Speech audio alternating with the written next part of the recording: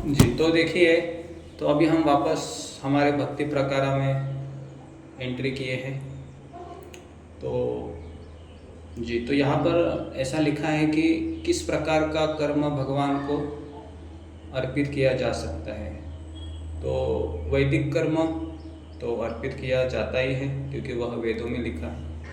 लौकिक कर्म, बैठना, खाना, चलना आदि भी अर्पित किया जा सकता है। फिर नवयोगेंद्र जो भागवत में 11वें स्कंद में जिक्र आता है कि उन्होंने ही कहा ये, अगर हम 24 घंटा 7 दिन स्वरूप सिद्ध भक्ति करने में असमर्थ है, हम सभी असमर्थ हैं, है ना, ऐसा नहीं है कि ये हमारे लिए बोला है, हम नहीं कर सकते, क्योंकि हम चाहे तो भी नहीं कर सकते। क्यों नहीं कर सकते? क्योंकि हमारे प्रारब्ध कर्म हमारा पीछा कर रहे कि नहीं? हमारा प्रारब्ध हमारा पीछा करता है, रोज करता है। इसलिए देखो, माला करने के बाद भी हम भौतिक झुकाव हमारा रहता है, या हम मंदिर में जाने के बाद भी भौतिक झुकाव रहता है। तो ये किसके कारण है? हमारा प्रारब्ध हमारा पीछा करता है। ठीक है, तो इसलिए हम असमर्थ हैं। तो क्या करना चाहिए अभी?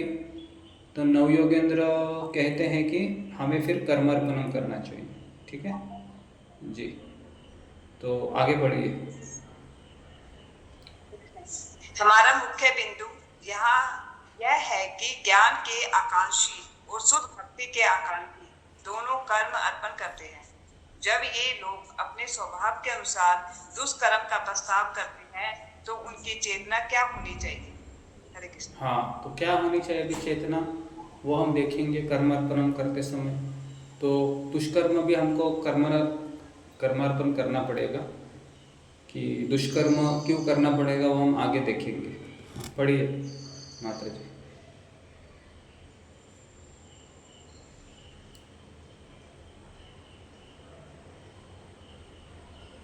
हरे कृष्ण। ज्ञान योगी का लक्ष्य ब्रह्म में विलीन होना है और उनकी साधना ज्ञान साधनाएं हैं। ज्ञान साधनाओं का अभ्यास करते करते वह अंततः ब्रह्म में विलीन होना चाहता है। तो जो ज्ञान योगी होता है उसका इच्छा होता है कि ब्रह्म ज्योति में विलीन होना, ये हम सबको पता है। हमारा इच्छा क्या है? भगवत धाम जाना। लेकिन सबसे अच्छा इच्छा क्या है? तो वह है भगवान को प्रसन्न करना। जो भगवान को प्रसन्न करना चाहता है वो गोलोक वृंदावन जाता है, और जो जो भगवान के ऐश्वर्य से आसक्त है या भगवान के भक्ति से आसक्त है, तो फिर वो वैकुंठ लोक जाता है। तो वैकुंठ में कितनी मुक्तियाँ होती हैं? कौन मुझे बताएगा? सॉरी, कितने रस होते हैं? हाँ, 4 मुक्ति होते हैं। रस कितने होते हैं वैकुंठ में? वैकुंठ में कितने रस पाए जाते हैं? तो वैकुंठ में नहीं, मैंने बताया था एक बार वैकुंठ में। हाँ बताइए। 3 रस पाए जाते हैं। 3 रस नहीं है, ये हम कई बार बताया है। रेखा माता जी आप हो तो 2.5 रस। हाँ, 2.5 रस पाए जाते हैं। 2.5 रस होते हैं। हाँ, तो इसको लिख लीजिए अभी और दिमाग में फिट कीजिए। वैकुंठ में कितने रस होते हैं? 2.5 रस होते हैं। कौन से रस होते हैं 2.5 रस? तो शांत रस, दास्य रस और आधा साक्ष्य रस। ठीक है, आधा साक्ष्य रस होता है जी। गोलोक वृंदावन में कितने रस होते हैं?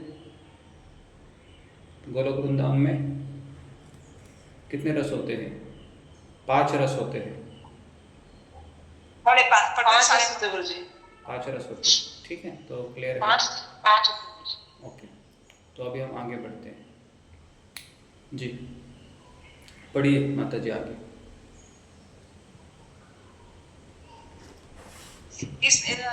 हरे कृष्णा, इसमें उसकी प्रकृति के कारण वह कुछ दुष्कर्म भी कर सकता है।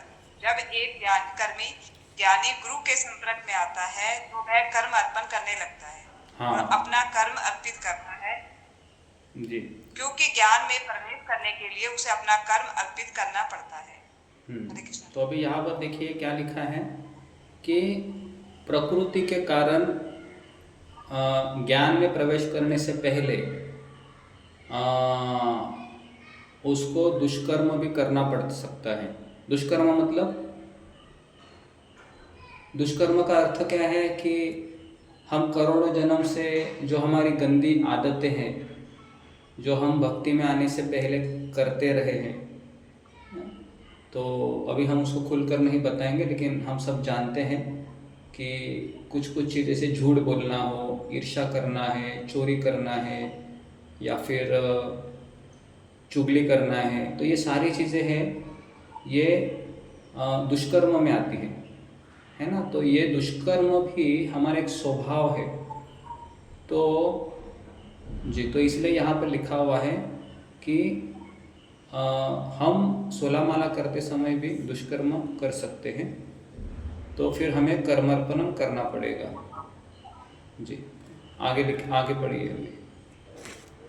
कुछ नहीं समझ, इसलिए वह दुष्कर्म। हाँ एक मिनट, कुछ नहीं समझ में आता है तो आप मुझे बोल दीजिए, ठीक है, डायरेक्टली। जी हाँ पढ़िए। हरे कृष्ण प्रभु जी, जैसे हाँ हरे कृष्ण प्रभु जी, जैसे बच्चे हैं, जैसे बच्चे सारा दिन टीवी मोबाइल या फिर लैपटॉप में लगे रहते हैं, तो फिर वो भी ऐसे कह सकते हैं कि जितने मैंने घंटे टीवी देखा मैं आपको अर्पण करता हूँ। नहीं समझा, नहीं मैं क्या बोल रही हूँ। प्रभु जी जैसे ना, जैसे आप करो, हमें जो भी काम करो हम उसे अर्पण करना हाँ है ना। हाँ तो फिर कहते हैं भी बच्चे कुछ काम, बच्चों की छुट्टियां चल रही हैं जैसे, तो कुछ काम तो करते नहीं, जैसे टीवी देखना या लैपटॉप में खेलना, हाँ। फिर वो करना, तो इसका मतलब वो भी ये इस काम को भी अर्पण कर सकते हैं। देखिए, यहाँ पर बच्चों की बात नहीं हो रही है, ये किन लोगों के लिए है जो शुद्ध भक्ति में एंटर करना चाहता है। आपको समझ में आ रही है? ये टॉपिक उन लोगों के लिए नहीं है जो जो वहीं पर रहना चाहते हैं, जो विकर्मी ही बने रहना चाहते हैं। जैसे हमारे बच्चे हैं, क्या हमारे बच्चे शुद्ध भक्ति करना चाहते हैं क्या? नहीं। उनको व्हाट्सएप, फेसबुक, मोबाइल में या पार्टी या इसी में उनको अच्छा लगता है। तो ये श्रद्धा की बात होती है ना। तो पहले तो उसको ये समझना होगा कर्मार्पणम क्या है, विकर्म क्या है, और वो क्यों समझेगा अगर उसको शुद्ध भक्ति करनी नहीं है। क्या लगता है आपको, बराबर कि नहीं? समझ में आ रहा है? हाँ जी बिल्कुल। तो अगर उसको करना ही नहीं है तो वो कर्मार्पणम, देखो कोई भी भक्ति का अंग को पालन करने के लिए श्रद्धा की ज़रूरत होती है। कभी कभी हमें लगता है कि अभी ये मुझे ये ज्ञान मिल रहा है तो इसका सबसे बड़ा फ़ायदा मेरे बच्चों को होना चाहिए। पता है ऐसा क्यों लगता है? कौन मुझे बताएगा? इसके पीछे भी एक कारण है कि कोई भी हम अच्छा चीज़ सुनते हैं ना, तो सबसे पहले हमें अपना बच्चे को ज़्यादा ऐसा लगता है कि उसका भला हो जाए। ऐसा पता है क्यों होता है? क्योंकि हमारी आसक्ति उसी में रहती है, बराबर है कि नहीं? तो इसलिए हम सोचते हैं कि ये ज्ञान पहला उसको मिले, लेकिन वो बोलेगा माँ ये भक्ति तुम ही करो ना, मेरे पीछे क्यों पड़ी रहती है, वो ऐसा बोलेगा। ठीक है जी, आगे पढ़िए। हरे इसलिए वह दुष्कर्म भी अर्पित करता है और इस कर्म अर्पण के माध्यम से उसे अंतःकरण की शुद्धि प्राप्त होती है, जो ज्ञान का प्रवेश द्वार है, और वह परम तत्व को ब्रह्म के रूप में देखता है। हाँ, तो इसको जरा आप लोग लिख लीजिए कि ज्ञान योगी कब ज्ञान योग का प्रवेश द्वार क्या है, इसको लिख लीजिए। तो ज्ञान योग का प्रवेश द्वार क्या है, एंट्री पॉइंट, वो है अंतःकरण शुद्धि। अंतःकरण शुद्धि मतलब उसका हृदय पूरा साफ होना चाहिए, पूरा साफ। तो पता है वो कैसे प्रैक्टिस करता है ज्ञान योगी? तो मैं आपको एक उदाहरण देता हूँ। जैसे उसको ये सिखाया जाता है पत्थर हो या सोना हो, दोनों को एक समान दृष्टि से देखो। तो पत्थर को भी देखेगा ऐसा हाथ में, और सोने को भी देखेगा, तो वो उसका अभ्यास करेगा। मुझे पत्थर और सोने में कोई फ़र्क नहीं है, मेरे लिए सोना और पत्थर एक ही है। उसके बाद कोई दुख हो गया तो वो बोलता है ये दुख मेरा नहीं है, मेरा इस दुख से कोई संबंध नहीं है, तो उसका विचार ही नहीं करता है। तो वो द्वंद्व को वो सहन करने का चेष्टा करता है। इसके लिए जो ज्ञान योगी होता है ना, उसका हृदय है बहुत क्या बोलते हैं उसको, हार्ड होता है। हार्ड मतलब बहुत क्या बोलते हैं हार्ड को हिंदी में? कठोर होता है जी। कठोर हाँ, कठोर होता है। कठोर मतलब उसको ना कोई भी चीज़ ना ना ये दुख आ गया नहीं, तो नहीं नहीं के कारण अपने हृदय को वो इतना वो कठोर बना देता है कि कोई अगर पैर से भी उसके पास आए ना तो भी वो बातें उसके अंदर घुसती नहीं है। तो इसलिए ज्ञान योगी का हृदय बहुत कठोर होता है, लेकिन उसका अंतःकरण शुद्ध होता है क्योंकि वो प्रैक्टिस करता है ना। हम लोग ये प्रैक्टिस कर सकते हैं क्या?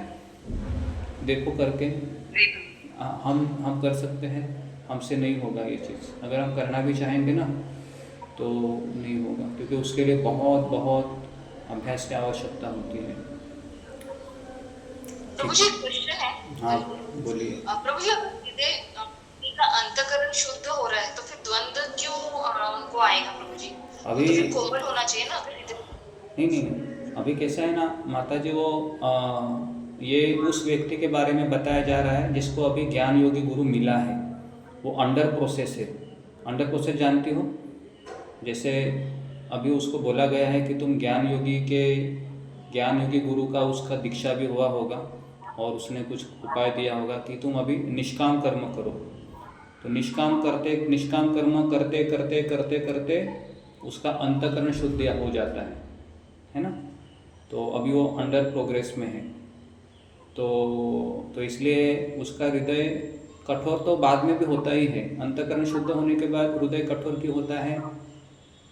तो अंतःकरण शुद्ध मतलब कौन सा अंतःकरण? जो हमारी जो वासनाएं हैं, हमारी जो अनर्थ है उसको साफ होता है ना। लेकिन हृदय कोमल किससे होता है?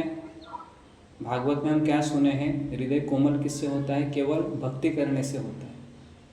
बराबर क्या नहीं? भक्ति नहीं कर रहे हैं और निष्काम कर्म भी कर रहे हैं तो भी हृदय कोमल नहीं होगा। केवल भक्ति से ही हृदय कोमल होता है। तो इसलिए ज्ञान योगी लोग भक्ति नहीं करते हैं। तो उनका गोल क्या होता है? उनका गोल होता है ब्रह्म ज्योति में विलीन हो जाना। एक्चुअली ब्रह्म में विलीन होने का अर्थ पता है क्या है? मैं और ब्रह्म एक हूँ। समझ में आया? मैं और ब्रह्म कौन है? भगवान। वो भगवान को ब्रह्म समझते हैं, है ना। तो इसलिए एक डायलॉग में बता रहा हूँ आपको उपनिषद गंगा में से। तो जब उन्होंने कहा कुरुक्षेत्र के युद्ध में कौन मरा था, है ना, तो पितामह भीष्म बोलते हैं कि कुरुक्षेत्र के युद्ध में मरा भी कृष्ण ही था और कृष्ण ही मरा था और कृष्ण ने ही रोया था, कृष्ण ने ही सब जगह कृष्ण ही था। तो ऐसा उन्होंने कहा क्योंकि वो सब में वो ब्रह्म ही देखते हैं, ब्रह्म ही भगवान ऐसा सोचते हैं। तो इसलिए जो लोग उपनिषद पढ़ते हैं, उपनिषद ये किनका पढ़ाई है? ज्ञान योगी लोगों का। क्योंकि वह क्या समझते हैं? अपने आप को आत्मा समझते हैं, मैं आत्मा हूँ। और भक्त क्या समझता है? भक्त क्या समझता है? हाँ, मैं भगवान का दास हूँ। इसमें फ़र्क है कि नहीं? फ़र्क है, क्या लगता है? फ़र्क है ना। दोनों भी सच है कि नहीं? लेकिन दोनों सच है, लेकिन दोनों में फ़र्क भी है जी। ठीक है, आगे पढ़ते हैं अभी। जब कोई व्यक्ति शुद्ध साधना भक्ति में परिपक्व होता है तो वह भाव भक्ति में प्रवेश करता है। वो भाव भक्ति से वह प्रेम भक्ति में प्रवेश करता है और वहाँ वह भगवान के रूप में परम तत्व को प्राप्त करता है। और यह शुद्ध भक्ति में प्रवेश की आशा करने वाले व्यक्ति का मार्ग है। आगे हमारा मुख्य बिंदु यहाँ यह है कि ज्ञान के आकांक्षी और शुद्ध भक्ति के आकांक्षी दोनों कर्म अर्पण करते हैं। जब ये लोग अपने स्वभाव के अनुसार दुष्कर्म का प्रस्ताव करते हैं तो उनकी चेतना क्या होनी चाहिए? तो देखिए अभी यहाँ पर उन्होंने बोला है कि अगर ज्ञान का आकांक्षी मतलब ज्ञान योग में उसको अभी एंटर करना है और शुद्ध भक्ति का आकांक्षी मतलब उसको शुद्ध भक्ति में एंटर करना है, दोनों को कर्मार्पणम करते हैं। जब ये लोग अपने स्वभाव के अनुसार दुष्कर्म का प्रस्ताव करते हैं तो उनकी चेतना क्या होनी चाहिए? दुष्कर्म तो होगा उनसे, है ना, क्योंकि दुष्कर्म क्यों होगा? हृदय साफ हुआ है क्या उसका? नहीं हुआ है। तो इतना क्लियर है, हृदय साफ हमारा भी नहीं है, है ना। यहाँ पर हमको पता है हमारा हृदय साफ नहीं है, तो हम 24 घंटे में से हम 2-3 घंटा माला करते हैं और 10 मिनट 15 मिनट आधा घंटा हमसे दुष्कर्म भी हो ही जाता है, बराबर है? एग्री कर जाते हो ना? आधा घंटा 1 घंटा 15 मिनट हमसे दुष्कर्म भी हो ही जाता है, ठीक है जी। तो क्या चेतना होनी चाहिए? हाँ, किसी कुछ कहना है? ठीक है, हाँ पढ़िए माता जी आगे। हमारा मुख्य बिंदु यहाँ यह है कि ज्ञान के आकांक्षी और शुद्ध भक्ति के आकांक्षी दोनों कर्म अर्पण करते हैं। जब ये लोग अपने स्वभाव के अनुसार दुष्कर्म का प्रस्ताव करते हैं तो उनकी चेतना क्या होनी चाहिए? किसी के काम और चेतना के आधार पर समाज के 6 प्रकार के लोग होते हैं। विकर्मी, कर्मी, ज्ञानी मतलब कर्म अर्पण व्यक्ति जो ज्ञान में प्रवेश करने की आकांक्षा रखता है, वो भक्त कर्म अर्पण व्यक्ति जो शुद्ध भक्ति में प्रवेश करने की आकांक्षा रखता है। नंबर 5 ज्ञानी, नंबर 6 है शुद्ध भक्त। तो 6 प्रकार के लोग हैं इस संसार में, तो इसको थोड़ा सा आप लिख लीजिए क्योंकि ये बहुत इम्पोर्टेंट चीज़ है कि समाज में 6 प्रकार के लोग दिखेंगे आपको। तो पहला है कर्मी, सॉरी विकर्मी, विकर्मी, हाँ विकर्मी है बराबर। दूसरा है कर्मी, तीसरा है ज्ञानी कर्मार्पण व्यक्ति जो ज्ञान योग करना चाहता है, अंडर प्रोसेस है। चौथा है भक्त कर्मार्पण व्यक्ति जो शुद्ध भक्ति में प्रवेश करने की इच्छा रखता है, कर्मार्पण कर रहा है फिलहाल, आरोप सिद्ध भक्ति। और 5वां है ज्ञानी और 6ठा है शुद्ध भक्ति। ऐसे 6 प्रकार के लोग इस संसार में, किस आधार पे इसका विश्लेषण किया गया है? किस आधार पे किया है ये? तो हम मारवाड़ी है, गुजराती है, इसका आधार क्या है? जात आधार है इसका, बराबर है? तो इसका आधार क्या है? सिंपल है, चेतना, कॉन्शियसनेस। काम और चेतना कहते हैं। हाँ, कॉन्शियसनेस, चेतना, है ना?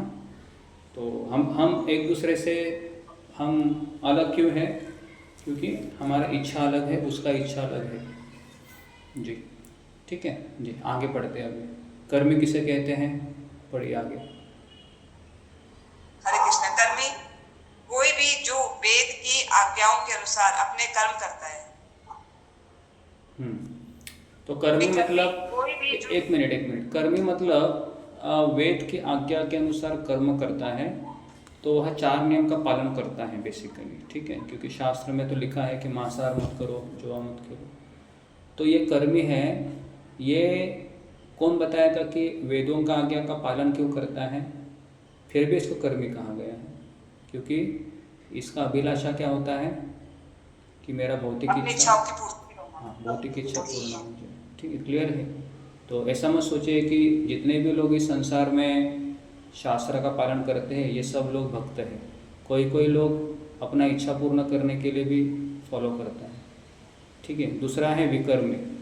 विकर्मी मतलब कौन? जो वेदों के खिलाफ कार्य करता है, मतलब मांस खाएगा, नशा करेगा, जुआ खेलेगा, है ना? और साथ साथ वो अभी देखिए इस समाज में विकर्मी है और कर्मी है। अभी मान लो कि उसके जीवन में भक्त आ गया तो क्या होगा बताओ? अभी भक्त आने के बाद तुरंत उसका प्रगति होगा क्या? अगर वो विकर्मी है मान लो, तुरंत नहीं होगा क्योंकि उसको अपना बैगेज साफ करना होगा, बराबर क्या नहीं? आप समझ रहे हो इस चीज़ को? अगर विकर्मी को इस्कॉन का भक्त मिल गया जैसे और वो मांसाहार कर रहा है तो समझने का कि इसका बैगेज बहुत ही ज़्यादा ही बड़ा बैगेज है, तो इसको क्या कर रहा है, ये 3 साल माला भी करेगा, दीक्षा के लिए क्वालिफाई भी करेगा। उसको इस्कॉन में देखो 3 साल में किसी को भी दीक्षा मिल जाती है, तो वो कोई बड़ी बात नहीं है। लेकिन दीक्षा लेने के बाद सबसे बड़ी बात यह होती है कि 10 साल होने के बाद भी मेरे अनर्थ मुझे हैरान कर रहे हैं। तो इस प्रश्न का उत्तर कौन देगा? क्योंकि ये प्रश्न तो पूछे नहीं जाते हैं कि 10 साल के बाद भी मेरे अनर्थ मुझे हैरान क्यों कर रहे हैं। तो इस प्रश्न हाँ, प्रारब्ध कर्म है और दूसरा है कि हम शुद्ध भक्ति नहीं कर रहे। हम कौन सा भक्ति कर रहे हैं? आरोप सिद्ध भक्ति या सांग सिद्ध भक्ति कर रहे हैं। तो इसलिए हमारा बैगेज कब तक चलता रहेगा? 40 साल भी हो गए मान लो भक्ति में, तो भी कुछ होगा क्या? नहीं। क्यों नहीं होगा? क्योंकि हम शुद्ध भक्ति नहीं कर रहे, हम आरोप सिद्ध भक्ति करते हैं। और आरोप सिद्ध भक्ति वाले लोग माला नहीं कर सकते, क्योंकि वो कर्मार्पणम कर्मार्पणम कर्मार्पणम करने वाले लोग वो भक्ति में एंट्री नहीं कर सकता, क्योंकि उनसे अपराध होते रहेंगे, है ना। और मैक्सिमम पहला अपराध और 7वां अपराध ज़्यादा होता है, ठीक है। तो इसके लिए कर्मार्पणम वाला व्यक्ति आगे नहीं बढ़ता है। और हम सभी मैक्सिमम लोग किस में आते हैं, कौन सी भक्ति में आते हैं? दीक्षा लेने के बाद भी आरोप सिद्ध भक्ति, ठीक है जी। तो ये हमें अच्छे से क्लियर होना चाहिए। तीसरा है भक्त कर्मार्पणम व्यक्ति। तो इसमें मैंने अभी आपको बताया, जो कोई कर्मी है, विकर्मी है, जिसको एंट्री करनी है, तो कर्मी व्यक्ति तुरंत जा सकता है क्योंकि उसका बैगेज थोड़ा साफ है। लेकिन विकर्मी उसको बहुत हैरान करता है। कभी कभी वो इतना डिप्रेशन में जाता है कि क्या करूँ प्रभु जी, मेरे अनर्थ मुझे बहुत हैरान कर रहे हैं, मुझसे भी माला करने के लिए भी बहुत तकलीफ़ हो रही है, आप कुछ बताइए मैं क्या करूँ। तो ऐसे सवालों का जब उसको जवाब मिल जाता है ना, तो फिर वो आगे बढ़ता है। लेकिन समस्या है कि ये सवाल मैं पूछूं किसको, बराबर कि नहीं? ये सवाल मैं किसको पूछूं? क्योंकि ऐसा सवाल तो मैं कोई कॉन्फिडेंशियल व्यक्ति को पूछ सकता हूँ जो मेरी पब्लिसिटी नहीं करेगा, है ना। तो इसलिए उपदेशामृत में श्लोक आता है, अगर आपने सुना होगा तो, कि कौन सा वो श्लोक आता है जिसमें वो रूप गोस्वामी कहते हैं कि हृदय की बातें बोलना चाहिए, पता है ना? गुह्यम आख्याति पृच्छति। हाँ गुह्यम, हाँ गिफ्ट देना, हाँ भोजन कराना, मेडिटेशन एंड गुह्य बातें बताना। हाँ, तो ये गुह्य बातें मतलब वही बातें होती है कि मेरे अंदर क्या चल रहा है प्रभु जी। तो गुह्य बातें बताने वाला एक व्यक्ति तो चाहिए हमारे जीवन में, क्योंकि हम इस संसार के चक्रव्यूह से अकेले निकल सकते हैं क्या? तो इसका उत्तर है नहीं। हम अकेले कितना भी कोशिश करो, आप 64 माला भी करोगे ना, तो ही नहीं निकल सकते हो। केवल आपको सामने वाला भक्त ही निकाल सकता है। लेकिन जब तक हम हार नहीं मानते हैं, तब तक हम अपनी लड़ाई खुद ही करते रहते। और एक क्षण ऐसे आता है कि हम हताश होकर एक तो भक्ति छोड़ देते हैं, नहीं तो फिर हम सोचते हैं कि अब मैं सामने वाले प्रभु जी को सब बताता ही हूँ, जो भी वो सोचे, लेकिन मुझे सॉल्यूशन तो चाहिए अभी। तो ऐसे एक पड़ाव उसकी ज़िंदगी में आता है, क्योंकि ये अनर्थ अपने बलबूते जाएंगे क्या? ये हमारे बलबूते नहीं जाएंगे, चाहे आप 64 माला करो, निर्जला व्रत करो, नहीं जाएंगे, ठीक है। तो ये हो गया तीसरा। चौथा व्यक्ति है ज्ञानी कर्मार्पणम व्यक्ति। ज्ञानी कर्मार्पणम व्यक्ति क्या होता है कि उसको भी ज्ञानी साधु मिलता है और ज्ञान योग में एंटर करना है। और पांचवा शुद्ध भक्त, जो इस लड़ाई को पार करके भगवान के पास गया है, जिसको श्रवण गुरु भजन गुरु मिला है अच्छे से, और वो सारा सिस्टमेटिकली वो उनके आज्ञा का फॉलो कर रहा है, कृपा प्राप्त हो गया उसको, उसके सारे अनर्थ निकल गए, बीवी बच्चे का अनर्थ भी चला गया, उसका परिवार का आसक्ति चला गया, और भी वहाँ पर भी सेटल हो गया वो, कहाँ पर? भगवान के चरणों में, शुद्ध भक्त हो गया वो, ठीक है।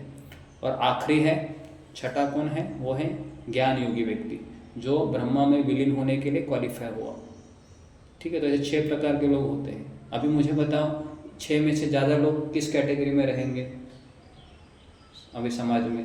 आप बताइए, इन 6 में से ज़्यादा लोग कहाँ, किस कैटेगरी में रहेंगे अभी कलयुग में? अभी विकर्म और कर्म ज़्यादा रहेंगे ना? हाँ, नहीं, विकर्म ही ज़्यादा रहेंगे, क्योंकि अभी देखो ओवरऑल पॉपुलेशन से ऐसा सर्वे है कि 90% लोग मांस खाते हैं अभी, है ना, नॉनवेज खाते हैं। तो नॉनवेज खाने वाले लोग विकर्म में आते हैं।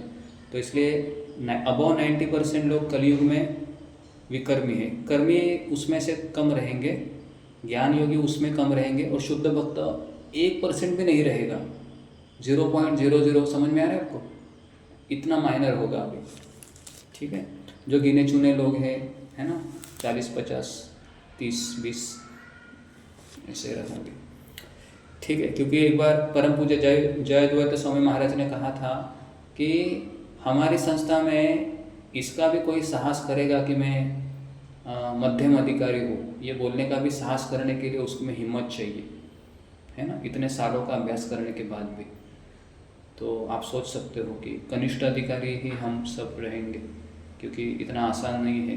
जो इस संसार से निकल सकता है तो उसके लिए उसको ये सब चीज़ें पहले तो पता होनी चाहिए। ये सब हम पढ़ रहे हैं, ठीक है। तो अभी हम आगे बढ़ते हैं जी। तो हाँ, तो आगे बढ़िए माता जी। जी, यहाँ तक किसी को कुछ प्रश्न है? सब समझ में आ गया है, ऐसी मैं आशा करता हूँ। ठीक है, आगे बढ़ते हैं। हाँ, पढ़िए। हरे कृष्ण प्रभु जी, यहाँ से पढ़ना है। इसके लिए क्या प्रमाण है? केवल वेद ही प्रमाण है, कोई अन्य शास्त्र या साहित्य प्रमाण नहीं हो सकते, ये वाला नहीं है ना। अभी आप ही ने तो पढ़ा, अभी मैं भी कैसे बताऊँ? प्रभु जी आप पढ़ नहीं, मैंने तो हरे कृष्ण माता जी, माता जी छठवां ज्ञानी है ना, उसके आगे बढ़िए ना। लेकिन प्रेम के बिना उसने केवल इस बंधन से मुक्त होने की पेशकश की। हाँ बराबर। छठवें के बाद आप पढ़ो, मुझे नहीं मिल रहा। पढ़ो पढ़ो, आप पढ़ो जी माता जी। लेकिन प्रेम के बिना उसने केवल इस बंधन से मुक्त होने की पेशकश की और इस प्रकार अंतःकरण शुद्धि प्राप्त करने का प्रयास किया। इस अंतःकरण शुद्धि को प्राप्त करने के लिए उसने हानि और लाभ, जीत और हार, खुशी और दुख जैसे द्वंद्वों के सामने स्थिरता का अभ्यास किया। उन्हें समान रूप से देखने का प्रयास करते हुए और अपने कर्म और कर्म के परिणामों को निरंतर अर्पित किया।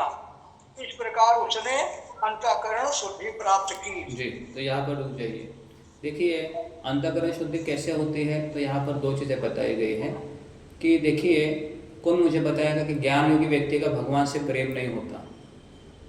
इसका कारण कौन मुझे बताएगा? देखिए, आपका दिमाग चलता है क्या? ज्ञान योगी व्यक्ति का भगवान से प्रेम नहीं होता, क्यों नहीं? प्रभु जी वो तो ब्रह्म में लीन होना चाहता है ना, उसने भगवान की सेवा करी ही नहीं है। हाँ, मतलब क्या है? ब्रह्म में लीन होना चाहता है, इसका अर्थ क्या है? वो तो क्या कहते हैं, भगवान ने भगवान और मैं वस्तु। हरे कृष्ण प्रभु जी। हाँ बोलिए। हाँ बोलिए माता जी, सुशीला माता जी, आप क्या बोलना चाह रही है? मुझे, मैं ये कह रही हूँ कि वो भगवान में एक होना चाहते, भगवान और मैं एक ही हूँ। हाँ ठीक है, लेकिन वो क्यों होना चाहते हैं, उसके पीछे उसका एक बॉटम लाइन है जो हमको पता है जी। मुझे उसको मोक्ष चाहिए, हाँ। मुक्ति चाहिए, मतलब दुख। हाँ, ये उसका सही उत्तर है। उसको संसार से मुक्ति चाहिए, उसको दुखों से छुटकारा चाहिए, इसलिए वो ब्रह्म में लीन होना चाहता है। ये उसका मेन चीज़ है ना, क्योंकि उसको ये संसार से इतने उसको गालियाँ पड़ती है, इतना दुख मिलता है, वो कहता है मुझे संसार चाहिए ही नहीं भगवान। तो इसलिए संसार से निकलने के लिए उसको बोलता है कि मुझे ब्रह्म में विलीन होना है। ब्रह्म में विलीन होने का अर्थ क्या है? मुझे कोई नहीं चाहिए, मैं अकेला रहूँगा वहाँ पर। तो इसलिए ब्रह्म मतलब अकेला रहना, वहाँ पर सेवा नहीं होती वहाँ पर। तो भगवान से प्रेम करेगा क्या? वो भगवान से प्रेम करेगा नहीं। वो भगवान से प्रेम क्यों करेगा? क्योंकि उसका लक्ष्य क्या है? अपना फायदा। मुक्ति मतलब क्या? अपना फायदा। और भक्ति मतलब क्या? कृष्ण का फायदा। समझ में आ रहा है? हाँ, मुक्ति मतलब मेरा फायदा, भक्ति मतलब कृष्ण का फायदा, है ना। और भुक्ति मतलब भी मेरा ही फायदा, है ना। मैं स्वर्गलोक में जाऊंगा, तो आगे आएगा कि स्वर्गलोक में भी हम कैसे जा सकते हैं। ठीक है, तो ठीक है, मैं ही पढ़ लेता हूँ अभी, क्योंकि तो अभी मैं देखिए यहाँ पर सबसे नीचे लिखा हुआ है कि 6 प्रकार के लोग होते हैं, तो उनका गंतव्य क्या है, ये थोड़ा सा हम पढ़ लेते हैं अभी। कि जो कर्मी होता है, अगर ऐसा ही जिंदगी जिएगा वो कहाँ जाएगा, और जो विकर्मी होता है ऐसा ही ज़िंदगी जिएगा वो कहाँ जाएगा। और एक भक्त होता है अनर्थ वाला भक्त, वो कहाँ जाएगा। और दूसरा है कि जो ज्ञान योगी है वो कहाँ जाएगा, है ना, अंडर प्रोसेस वाला भी। ठीक है, तो इस तरीके से हम इसको देखेंगे। तो भक्ति प्रकार, ठीक है।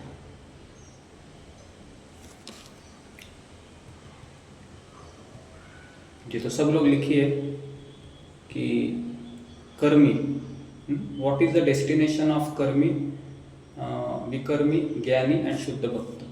ये थोड़ा सा आप लिख लीजिए, क्योंकि ये हमको पता होना चाहिए कि हम कहाँ जाएंगे एटलीस्ट। तो बस वही चीज़ें हैं जो हमको समझनी है।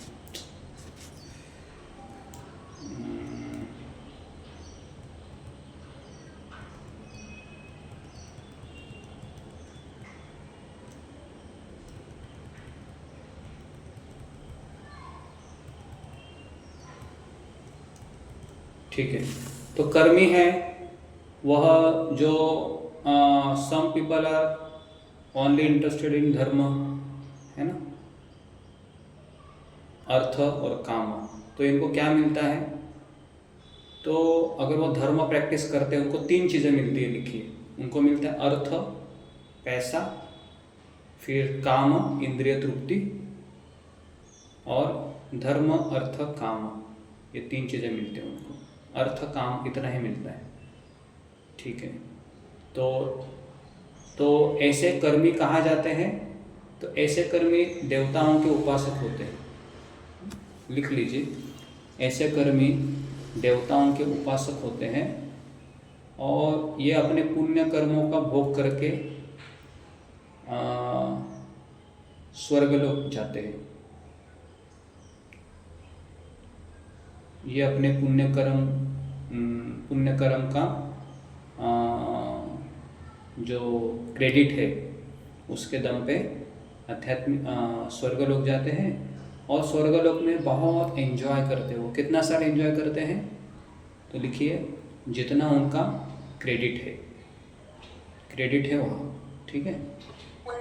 हाँ, पुण्य का क्रेडिट है उतना वहाँ पर एंजॉय करेंगे। और उसके बाद जो कुछ थोड़ा सा क्रेडिट बचता है ना, तो वह कहाँ पर जन्म लेते हैं? जो हमने कॉस्मोलॉजी में देखा था ना, जम्बूद्वीप का जो वो 7 लोक है, जो 9 लोक है। हमारा जो भारत खंड है, तो भारत खंड के ऊपर और 8 खंड है इसको, तो वो सारे 8 खंड है, वह उसको भौम स्वर्ग कहते हैं, है ना। हमने आपको बताया ना 3 प्रकार के स्वर्ग है। एक है जो मेन स्वर्गलोक है ऊपर का, जहाँ पर देवता रहते हैं। दूसरा स्वर्गलोक है बिल स्वर्ग, जो अतल, वितल, तलातल, ये भी एक स्वर्ग है, इसको बिल स्वर्ग कहते हैं। और तीसरा है भौम स्वर्ग। तो भौम स्वर्ग मतलब जहाँ पर ये जम्बूद्वीप के निवासी रहते हैं, और जहाँ पर ये 7 जो 8 खंड है हमारे भारत खंड के ऊपर ही, भारतवर्ष के ऊपर 8 खंड है ना। भारतवर्ष ये 9वां खंड है। तो ये 8 खंड के ऊपर ये 10,000 साल जीते हैं, और 10,000 साल में इनका लाइफ कैसे होता है? तो यहाँ पर जन्म, मृत्यु, बुढ़ापा नहीं होता है, और ये अपनी पत्नी के साथ बहुत भोग करते हैं, और आखिरी साल में इनको संतान हो जाती है। मतलब इनको संतान को पालन करने का भी जिम्मेदारी है क्या? नहीं है। कहाँ पर? भौम स्वर्ग में, ठीक है। तो इस तरीके से एंजॉयमेंट है, बहुत एंजॉयमेंट है हमको तो यहाँ पर, क्योंकि इसी संसार में केवल दुख है, क्योंकि यहाँ पर भगवान एक बीमारी डाल दी। तो बीमारी के कारण व्यक्ति हताश हो जाता है, क्योंकि अगर आपका शरीर स्वस्थ नहीं है तो आप भोग नहीं कर सकते, है ना, इतना तो हमको पता है। और देवताओं का शरीर है, उसको बीमारी नहीं लगती। तो इसलिए अगर उनका 10,000 साल उधर उनका क्रेडिट है, तो 10,000 साल मज़ा ही करते हैं। और वो लोग हमारी तरह दाल, रोटी, सब्जी, चपाती नहीं खाते हैं, है ना।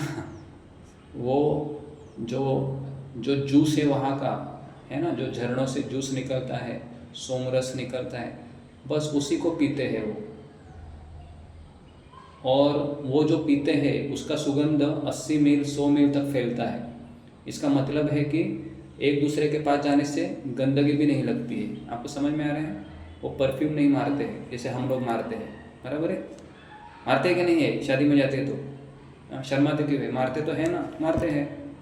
तो फिर तो इस तरीके का अगर लाइफ अगर आपको मिले कल से, तो हम जैसा बद्ध जो क्या बोलेगा, भगवान की कृपा हो गई, मेरे 16 माला के फल मुझे मिल गए, बराबर कि नहीं? हम जैसा बद्ध जो यही बोलेगा ना। लेकिन जो सही में भक्त है वो क्या बोलेगा, कृष्ण ने मुझसे छल किया, मुझे जाना तो भगवत धाम और मुझे देखो यहाँ पर उसने।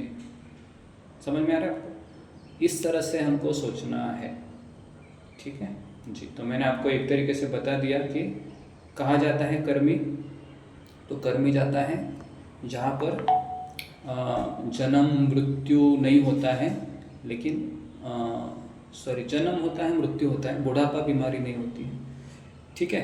अभी विकर्मी कहाँ जाएगा, इसको लिख लीजिए।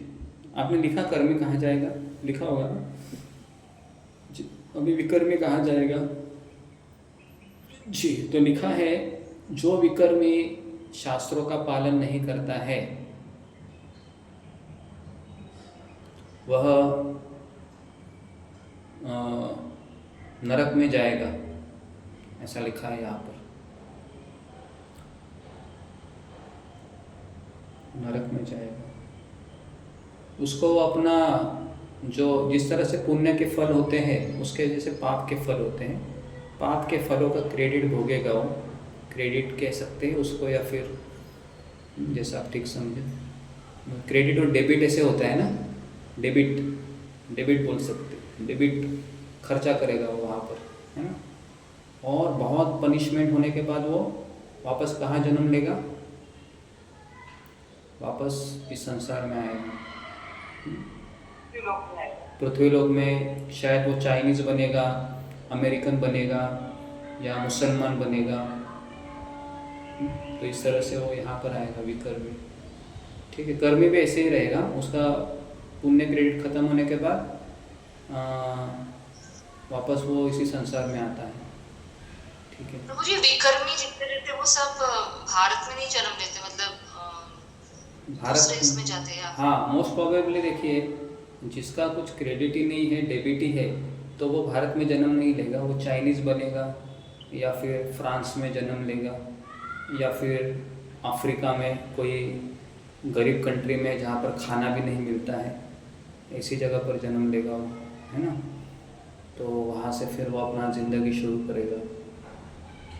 और अभी देखो प्रभुपाद का कृपा है कि अफ्रीका में भी लोग हरिनाम कर रहे हैं, है ना। लेकिन ऐसा कृपा थोड़ी ना 50-60 पहले अवेलेबल था, बराबर के नहीं? 50-60 पहले भी अफ्रीका था क्या? नहीं, देश था अफ्रीका, उस समय भी अफ्रीका था, लेकिन उस समय थोड़ी ना ये फैसिलिटी थी।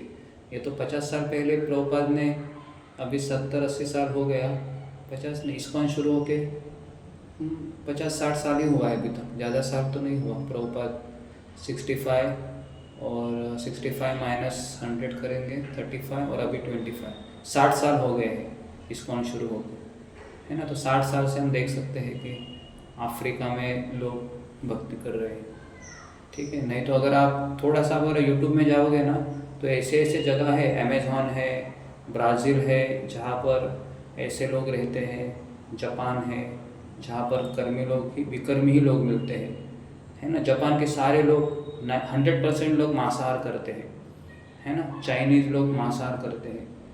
तो कहने का अर्थ है कि पूरा विकर्मी से भरा हुआ है दुनिया, ठीक है। और हमारे इस संस्था में भी 70% लोग भी विकर्मी हैं, ऐसा कहना है, क्योंकि हम सब विकर्मी हैं और हमको भक्ति मिली है। तो इसके लिए हमको भक्ति करना बहुत मुश्किल हो रहा है, बहुत हमको खींचातानी करनी पड़ती है जी, ठीक है। प्रभु जी, फिर नर्क में जाके वो अपना जो इतना डेबिट क्रेडिट है वो भोगते, तो मतलब वो नील नहीं हो रहा है उनको, फिर वापस यही ऐसा जन्म? नहीं, उनका नील हो गया है ना एक बार। देखिए, जो क्रेडिट है स्वर्गलोक में वो एग्जॉस्ट हो जाता है और नरक लोक में उसका डेबिट एग्जॉस्ट हो गया, फिर वो फ्रेश कर्म जनरेट करेगा वो।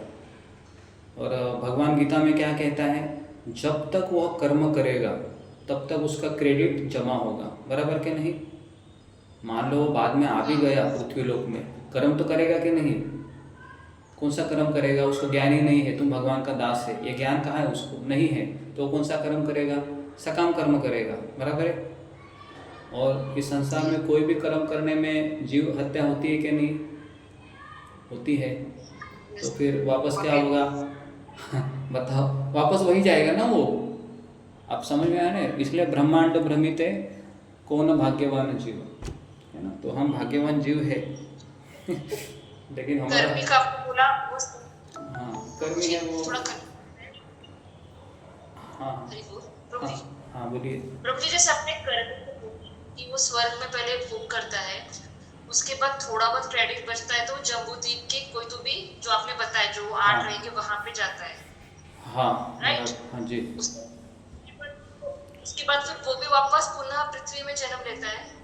हाँ फिर उसका, देखिए देखिए पहले आप ना स्वर्गलोक का समझिए, उसका क्रेडिट कैसे एग्जॉस्ट होता है।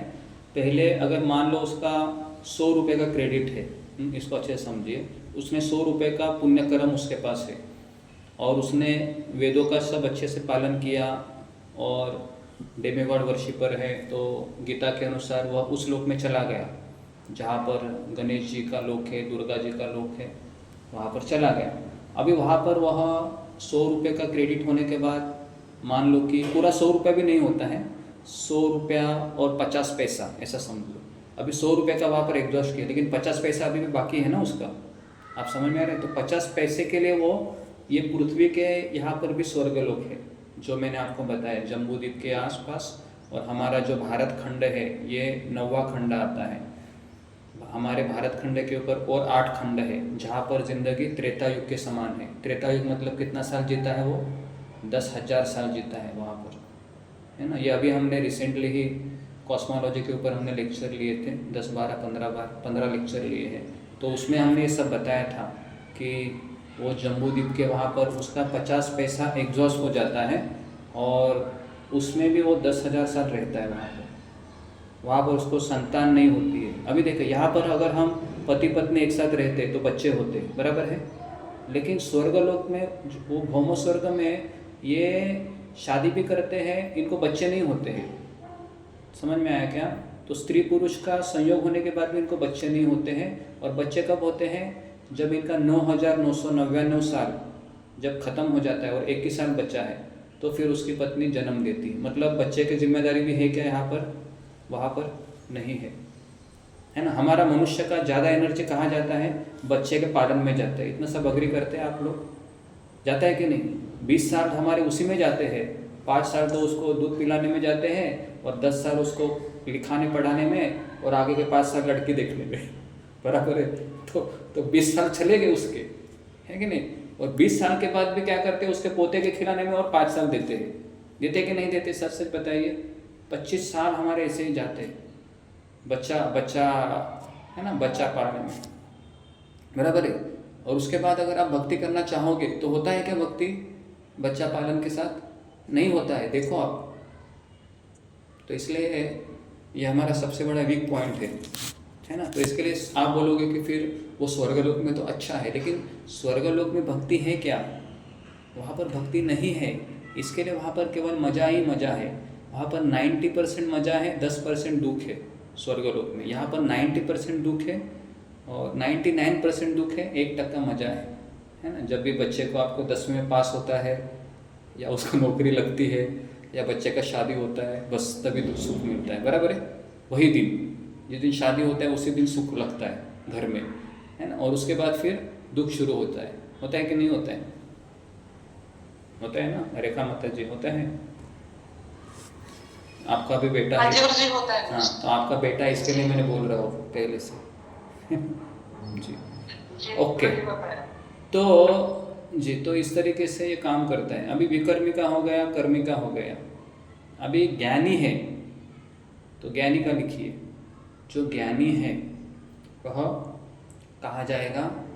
तो अपना पूर्णत्व प्राप्त होने के बाद वह ब्रह्म में विलीन हो जाएगा, या मतलब ब्रह्म ज्योति में सायुज्य मुक्ति प्राप्त करेगा वो, ठीक है? उसको सायुज्य मुक्ति मिलेगा। मतलब उसको कोई टेंशन नहीं अभी, क्योंकि वो ब्रह्म ज्योति में चला गया, मतलब वो अभी चला गया वो। आप ऐसा मत सोचिए कि अभी उसको कोई, बस उसको देखिए, ब्रह्मानंद भी एक आनंद है, भले ही वह आध्यात्मिक आनंद ही है वो, भले वो वैकुंठ का आनंद से कम है, लेकिन उधर भी जीवात्मा सच्चिदानंद शरीर होता है उसका ब्रह्म ज्योति में, है ना। तो इसलिए आप ऐसा मत समझिए कि ये ज्ञान योगी लोग मूर्ख है, नहीं, ये ज्ञान योगी लोग भी प्रैक्टिस करते हैं और ब्रह्मानंद में विलीन हो जाते हैं। विलीन होने मतलब प्रकाश में उनका एक स्वतंत्र अस्तित्व होता है। जैसे आपको 5 स्टार होटल में अगर आपको रखा दिया हो, जहाँ पर बटन दबाने के बाद खाना आएगा, बटन दबाने में 5 स्टार AC शुरू होगा, हीटर शुरू होगा, सारा मनोरंजन मिलेगा आपको, बस वहाँ पर आपको सेवा नहीं मिलेगी, तो वो है ब्रह्म ज्योति। ठीक है, तो ब्रह्म ज्योति में भी आनंद है। तो वहाँ पर हमारा शरीर कौन सा होता है? आध्यात्मिक होता है, हाँ, भौतिक शरीर नहीं होता है। भौतिक शरीर इस ब्रह्मा विरजा नदी को पार करने के बाद आता है ना ब्रह्म ज्योति, बराबर के नहीं? ब्रह्म ज्योति कहाँ है? विरजा नदी को पार करके आता है, तो इसलिए वो आध्यात्मिक जगत है। लेकिन भक्त का जो साधना है ये आसान है, और जो ज्ञान योगी का साधना है ये बहुत मुश्किल है। उसको अपने शरीर को बहुत तपाना पड़ता है, इतना तपाना पड़ता है कि वो बर्फ़ के अंदर उसको ढकाना पड़ता है और सहन करना पड़ता है। उसको गर्मी में आग लगा के, सुना है कि नहीं आपने ये सब चीज़ें, है ना? बर्फ़ में जाके वो ऐसे साधना करता है। और क्यों ऐसा करता है? ताकि वो शरीर के इस गर्म ठंडी के अनुभव से मुक्त हो। समझ में आ रहा है? इस शरीर के जो गर्म ठंड, अभी हमको गर्मी का अनुभव आता है तो हम क्या करते हैं? AC लगा देते, लगाते कि नहीं? फ़ैन लगाते। लेकिन मैंने एक बार विनोद बाबा का चरित्र सुना था, तो उन्होंने उसमें लिखा था कि वृंदावन में इतनी गर्मी होती है, तो कह रहे थे कि मैं ऐसे तपे हुए पत्थर के ऊपर सोता था और माला करता था मैं। क्यों ज़रूरी था ये?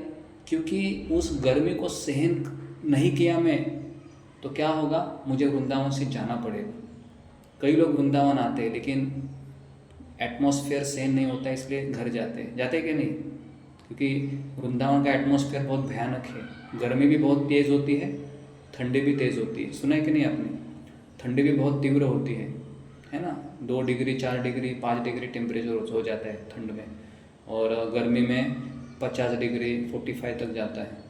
तो इसलिए कई भक्त बोलते हैं कि हम गर्मी के समय हम मुंबई आते हैं 2-3 महीना। समझ में आ रहा है? तो इसको ब्रजवासी कहेंगे क्या हम? इसको ब्रजवासी नहीं कहेंगे, क्योंकि वो 12 महीने वहाँ नहीं रहते। ठीक है, तो अलग विषय है। ठीक है, तो अभी ज्ञानी हो गया। शुद्ध भक्त कहाँ जाएगा? डायरेक्ट वैकुंठ लोक जाएगा या फिर भगवत धाम जाएगा, गोलोक वृंदावन। तो अभी वैकुंठ जाने के लिए मैं आपको हम आपको क्वालिफिकेशन बताते। वैकुंठ जाने के लिए, हाँ, क्या गोलोक जाने के लिए आपको एक ही चीज़ करनी होगी, 24 घंटा और 7 दिन स्वरूप सिद्ध भक्ति करनी होगी, मतलब श्रवणम कीर्तनम। लेकिन वैकुंठ जाने के लिए आप प्रधानीभूत भक्ति कर सकते हैं। प्रधानीभूत भक्ति मतलब कि भले ही आप में कर्म और ज्ञान की इच्छा है, लेकिन आप मैक्सिमम समय, मतलब दिन के 24 घंटों में से ज़्यादा समय आप भक्ति को दे रहे हैं, उसको कहते हैं प्रधानीभूत भक्ति। समझ में आ रहा है? तो इस भक्ति के दम पर हम वैकुंठ तक जा सकते हैं। अगर हम शुद्ध भक्ति, ये भी शुद्ध भक्ति है क्योंकि इसमें वो भौतिक इच्छा नहीं करता है, वो एक ही टारगेट रखता है, मुझे वैकुंठ लोक जाना है। लेकिन उसके लिए उसका भौतिक इच्छा रहता है थोड़ा सा, लेकिन इतना स्ट्रांग नहीं रहता है। तो 80% भक्ति और 20% कर्म, इसको कहते हैं प्रधानीभूत भक्त। ऐसा भक्त गोलोक वृंदावन में सालोक्य मुक्ति, साष्ठी मुक्ति, सारूप्य मुक्ति और सामीप्य मुक्ति, ये 4 मुक्ति उसको प्राप्त हो सकती है। तो ये दूसरा एक रास्ता है। और जो हमारे रूप गोस्वामी ने जो हमको रास्ता दिया है, वो रास्ता है गोलोक वृंदावन का, जहाँ पर हम मंजरी भाव, सुना आपने शब्द? मंजरी भाव की उपासना करके हम वहाँ तक जा सकते हैं। उसको कहते हैं मंजरी भाव उपासना, जहाँ पर हम राधा रानी के नीचे उनकी सखी बन सकते हैं जी। तो चॉइस करना है, लेकिन चॉइस करने के लिए पहले तो हमें शुद्ध भक्ति में या प्रधानीभूत भक्ति, इसके लिए हमको स्वरूप सिद्ध भक्ति करनी होगी, है ना। प्रभु जी फिर वैकुंठ वापस भूमि में आना पड़ता है या वैकुंठ से भी फिर तपस्या नहीं करके नहीं गोलोक जाना पड़ता है? नहीं, एक देखिए कैसा होता है ना, वहाँ पर अगर आपको सालोक्य मुक्ति भी मिल गई, सालोक्य मुक्ति मतलब आप भगवान को नहीं जानते हैं, आप वैकुंठ में ही हैं और आपका शरीर भी सच्चिदानंदमय है और आप वहाँ पर गए तो आप वहाँ पर आप अपने ही, यहाँ पर आप ठीक है, मतलब आप वहाँ पर भी खुश है, आपका शरीर आध्यात्मिक है ना, और वहाँ पर भी बीवी बच्चे होते हैं उसके, लेकिन उसका उनके प्रति कोई आकर्षण नहीं होता है और वहाँ पर वो संतुष्ट रहते हैं। लेकिन ये 4 मुक्तियों में से इनमें ना कुछ परसेंटेज में ना ज़्यादा आनंद होता है। जैसे सालोक्य में कम आनंद है, उससे ज़्यादा आनंद साष्ठी भगवान के जैसा ऐश्वर्य प्राप्त होना उसमें है। तीसरा है सामीप्य, मतलब भगवान के साथ रहना, इसमें ज़्यादा आनंद है। और चौथा है सारूप्य, भगवान के जैसा रूप होना, है ना। ये से 4 प्रकार की मुक्तियों में थोड़ा थोड़ा आनंद है, लेकिन सबसे ज़्यादा आनंद का डिग्री किस में है? वही यहाँ पर है, कहाँ पर? गोलोक वृंदावन में भगवान का सखा बनना या भगवान का माता पिता बनना या भगवान का गोपी का, है ना, गोपी बनना, ये सब चीज़ों में ज़्यादा आनंद है। तो इसलिए प्रहलाद महाराज, ध्रुव महाराज, तुकाराम महाराज, ये कहाँ के भक्त है? ये वैकुंठ के भक्त है, ये वैकुंठ के भक्त है। और हमारे रूप गोस्वामी, सनातन गोस्वामी, नरोत्तम दास ठाकुर, ये कहाँ के भक्त हैं? क्लियर है आपको? अभी सब समझ में आया होगा ना कि तो अगर हम रूप गोस्वामी को फॉलो करेंगे अच्छे से, अभी हम जीव गोस्वामी को फॉलो कर रहे हैं, बराबर है, हम जीव गोस्वामी का चरित्र हम पढ़ रहे हैं, तो अगर हम अच्छे से समझेंगे तो जीव गोस्वामी की कृपा से हम गोलोक वृंदावन जाएंगे। समझ में आया? तो जिसका हम किताब पढ़ते हैं उसका कृपा हमको मिल जाता है। तो इसलिए प्रभुपाद ने हमें केवल यही किताबें ज़्यादा दी, चैतन्य चरितामृत, भक्ति रसामृत सिंधु, उपदेशामृत। क्यों ये दिए? क्योंकि ये रास्ता गोलोक वृंदावन को जाता है, ठीक है। तो इस तरीके से हम इसको समझ सकते हैं। तो इसलिए हमको ये जो भक्ति प्रकार कोर्स अच्छे से समझना होगा। और कल हम इसके ऊपर, हाँ, और एक चीज़ इसमें लिखी है, जो बुद्धिस्ट लोग हैं, जो बुद्ध लोग हैं और जैन लोग, ये लोग विकर्मी कैटेगरी में आते हैं, क्योंकि ये वेदा शास्त्रों को रिजेक्ट करते हैं, बुद्ध और जैन, ठीक है। और अष्टांग योगी जो लोग हैं वह सविशेष पूजा में आते हैं, मतलब सविशेष साक्षात्कार, मतलब ये निराकार रूप में नहीं आते, क्योंकि अष्टांग योग किसके ऊपर ध्यान करते हैं? परमात्मा के ऊपर। तो परमात्मा ये सविशेष कैटेगरी में आता है, निराकार रूप में नहीं आता है। तो इसको थोड़ा सा लिख लीजिए, ठीक है। तो ये अष्टांग योगी व्यक्ति भी कहाँ जाता है? वैकुंठ लोक जाता है, ठीक है। इसको शांत रस मिल जाता है, शांत रस या दास्य रस नहीं मिलता है, शांत रस ही मिलता है, क्योंकि इनमें भी सेवा भाव इतना नहीं होता है अष्टांग योगा में, क्योंकि वो परमात्मा पे ध्यान करते हैं, लेकिन भगवान के स्वरूप को वो एक्सेप्ट करते हैं, है ना। क्योंकि परमात्मा का एक स्वरूप है कि नहीं है, कि नहीं? परमात्मा का स्वरूप है या नहीं है? है ना, परमात्मा का स्वरूप है। परमात्मा मतलब कौन हो गया? यही 3 परमात्मा, कारणोदक्षाय विष्णु, क्षीरोदक्षाय विष्णु, मंडोदक्षाय विष्णु, परमात्मा, ठीक है। ठीक है, तो आशा करता हूँ कि ये आपको अच्छे से समझ में आया होगा। तो इसका रिकॉर्डिंग मैंने किया है, तो इसको रिकॉर्डिंग आप और एक बार सुनिए अच्छे से, और क्योंकि ये बहुत इम्पोर्टेंट है हमारे लिए कि हम कहाँ जाएंगे, है ना। क्योंकि हम इतना सब मगजमारी तो नहीं बोल सकते, लेकिन हम इसमें ये कर रहे हैं ना, सुबह से लेकर रात तक क्या होता है हमारे मन में? दीक्षा लिया है तो अभी सोलह माला करना है, भक्ति करना है, होता है कि नहीं? उठने से लेकर रात को सोने तक माला करना है, इतना कर रहे हैं अभी। तो करने के बाद पता तो होना चाहिए ना कि मुझे कहाँ जाना है ना। लेकिन प्रॉब्लम क्या होता है? हमारा प्रारब्ध कर्म से हमारी जो गंदी आदतें हैं जिसके कारण हमारी माला नहीं हो पाती है, और तो ये दुष्कर्म हमको भगवान को अर्पण करना होगा। लेकिन ये अर्पण भी कैसा करने का है वो भी आगे जीव गोस्वामी हमको बताएंगे। ठीक है, तो यहाँ पर मैं रुकता हूँ। कुछ प्रश्न है आपको, कुछ पूछना है? कंफ्यूजन